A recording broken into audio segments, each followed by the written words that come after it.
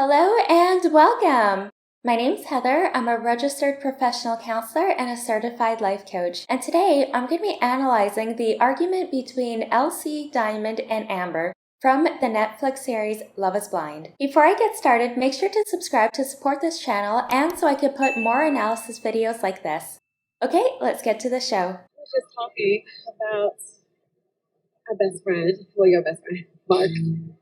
Okay, so there was a lot of anticipation around whether or not Mark will show up to the anniversary party. There's been some history between him and Elsie. I think they were dating recently. There were allegations of him cheating on her. Everything that I talk about in this video is just based off what we see from the show. I'm not here to diagnose anyone. I'm not in a session with them. And of course, we're only shown what is being edited, or it could also be possibly scripted. So let's just keep that in mind. I thought we agreed that we were going to be exclusive. He was lying to me, to my face, for 6 weeks. I feel like I just keep falling for these charming fuckboys, and I don't know what to do. Elsie mentions that she's attracted to a certain type of guy. It could mean that this type of attraction that she has for these types of guys can stem from something that's much deeper. We find certain characteristics or personality traits attractive, and so we go from one relationship to another. Even though they're with different people, the relationship itself is the same. And an important way of breaking out of this cycle is to have a strong relationship with yourself. So having a good understanding of why you're attracted to these types of people. Usually it's not a coincidence if we keep falling for the same types of guys. And that's what Elsie is saying. She's saying that she doesn't know why it keeps happening. Usually it does stem from the individual themselves. Now, I'm not saying specifically this is what's happening to Elsie. Maybe she does have a lot of bad luck. Maybe it is a coincidence. We often repeat the relationship dynamics that we see between our parents growing up. And so we also take on these different beliefs or messages around love and what relationships should look like. And this is something that I spend a lot of time on with my clients in my sessions, because these old patterns and these old beliefs show up in our everyday lives and also in our future relationships. I understand him not being here 100%. Mark is being supportive for his girlfriend, and I love that. I love that for them. We see Amber taking Mark's side, and we saw in season 1 that they were actually really close. My loyalty is to Elsie. I know your loyalty is to Mark. We also see Diamond giving her perspective and sharing her thoughts about the situation. It's clear that she wants to be there to support Elsie, and she thinks that what Mark did was wrong. I personally feel like she needs an apology. I feel you're a little uneasy. I don't. So we even see that Diamond is very in tune with what's going on in the conversation. She said that, Amber, you look very uneasy. It could also be a way for Diamond to try to get Amber to open up a little bit about what her side or her perspective is on the situation, as she knows that she and Mark are close. She might also be trying to say this as a way to invite Amber to provide more information about what's going on for Mark. Why? Because you're two adults and you were talking and there was no label. So Amber doesn't believe that Mark owes Elsie an apology, and that's her opinion. It could be that she's very loyal to him and his friendship. It could be that maybe she doesn't understand the whole situation from Elsie's side of the story. We don't really know how open she is to listening to that. It could also be because she doesn't really like Elsie, or she still feels a sense of competitiveness because Elsie and Barnett dated in the pods. I don't know if you know this, I'm sure he didn't tell you, but literally day 1, we hung out. I don't want to date anyone right now who's dating anyone else, especially. And he's like, no, I don't want to date anyone. I'm not like that, Elsie. I'm not the kind of guy Elsie. And I was like, okay. For the sake of argument, let's say that they did have this conversation that Elsie is talking about. Maybe Mark at that time was also being honest. Maybe at that moment he also didn't want to date other people. So how could it be handled differently?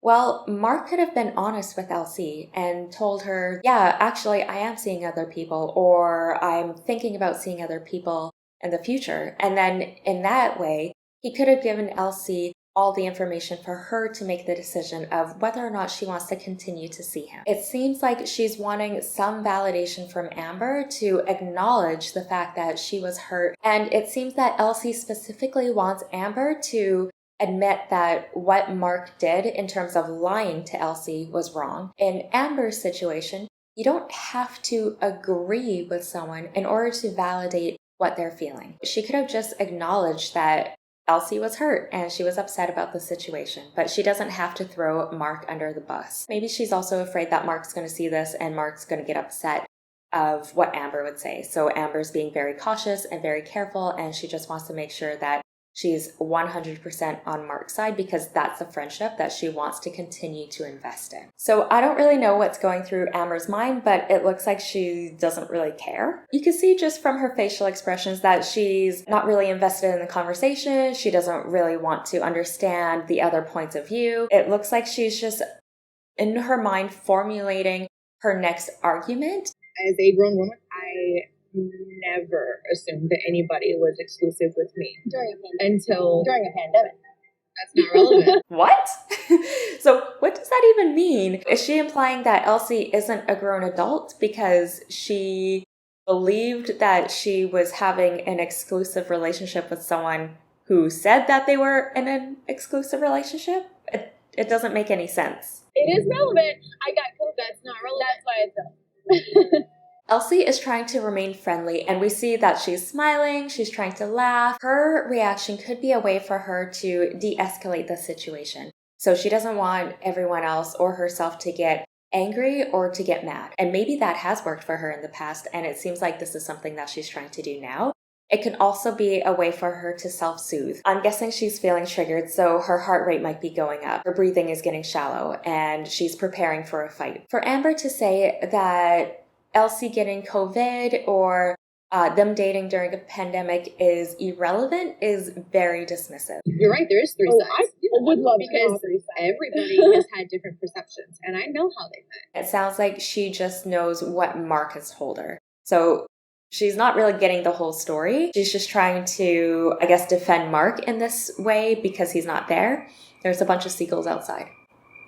Like, yes, she's acknowledging that there's different sides to the story. There's Audrey's side, and yet she's not listening to Elsie's side of the story. In her mind, she's already made up who was right, who was wrong, and she's going to take Mark's side, which, again, is totally fine. But if she's just going to take Mark's side, then she doesn't have to be there in the conversation at all. Does she not feel bad about this? Like, she met him in March, from what I understand. She also got COVID. Because I'm not surprised. It's possible that they all gave COVID to each other if they were all hanging out with each other and dating each other. But it seems that in Amber's mind, Elsie and Mark weren't dating. Shit happens. Yeah. And we were all taking that risk.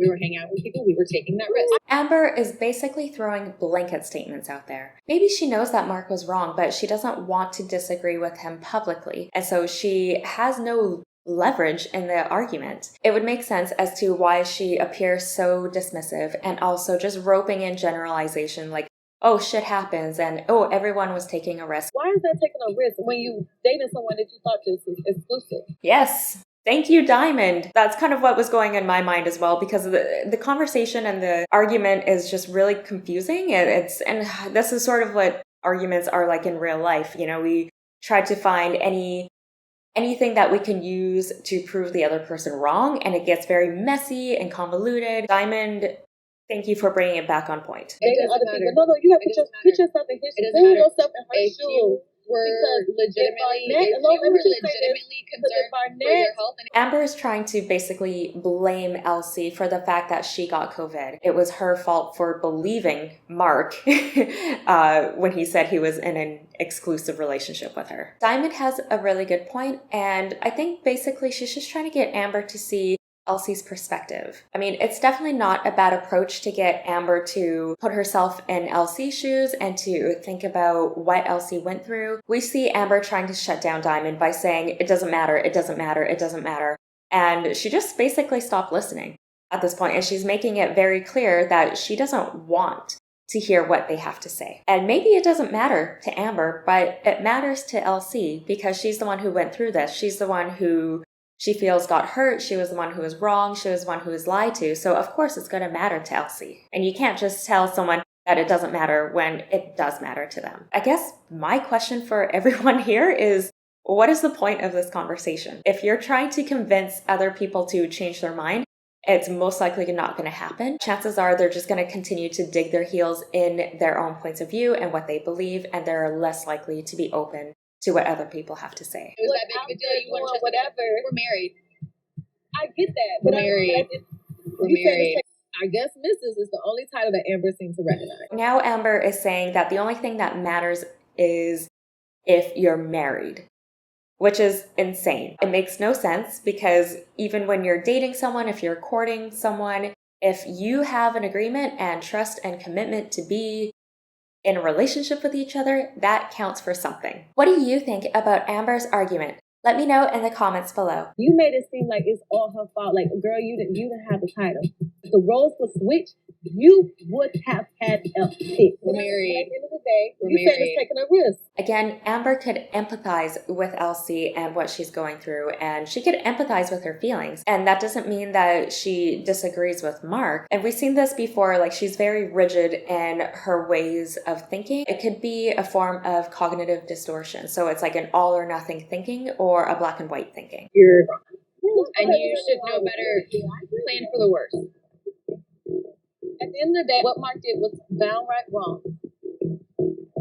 So basically, Amber's argument is that if you're dating someone, you should expect them to lie to you and to hide things from you and to not treat you well because the only thing that matters is once you're married. In this situation, Elsie is wrong because she should have expected the worst in people and expected Mark to have lied to her about being exclusive. If that's the case, then she shouldn't be upset with Jessica for talking to Barnett 2 years ago, and Jessica had every right to try to break up the relationship because they weren't married, and she should expect the worst in people. That's basically the argument that she's making, which is very hypocritical and makes no sense. I don't know if she's just saying that because she literally has nothing else to leverage in the conversation and she doesn't really have anything other good points to bring. It would be interesting if this is something she actually believes.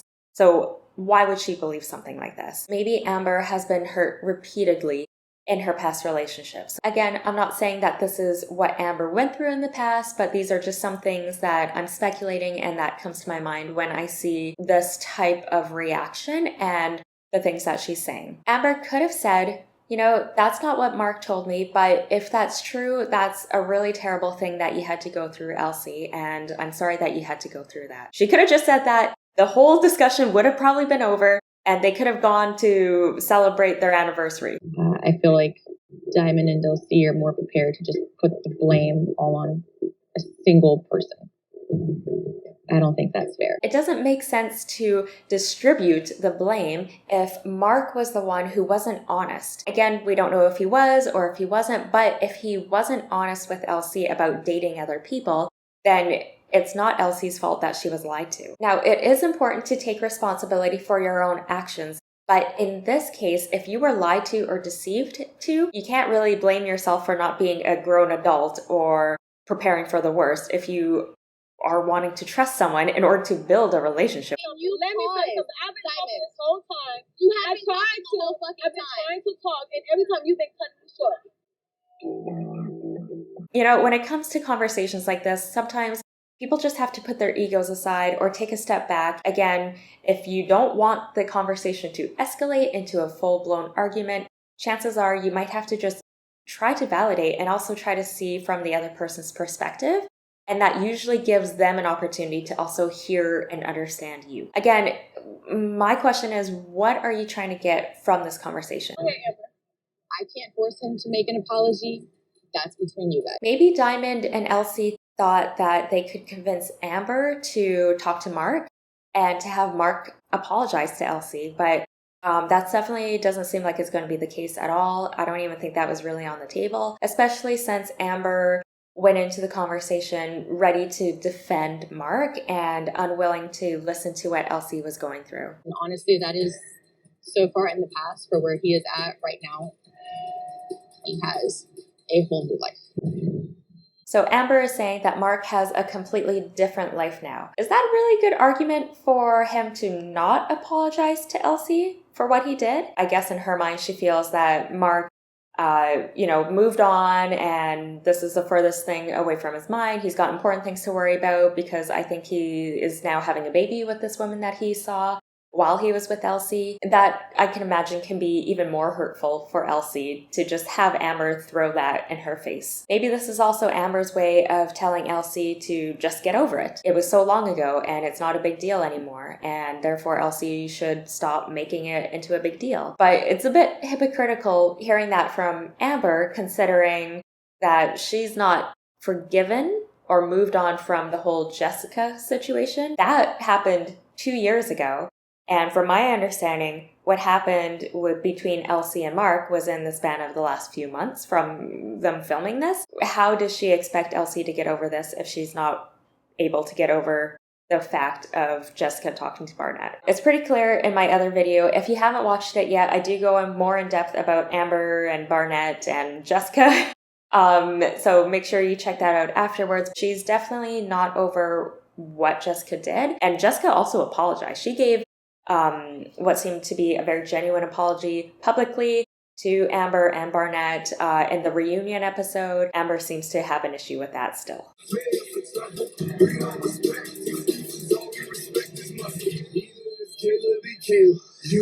At this point, you just have to get up and walk away because you're not really getting anything from the conversation. You just kind of have to realize when you have to cut your losses. Don't forget to like this video and also subscribe to my channel to get more analysis videos. Thank you so much for watching, and I look forward to seeing you in the next one. Until then, be kind and love yourself.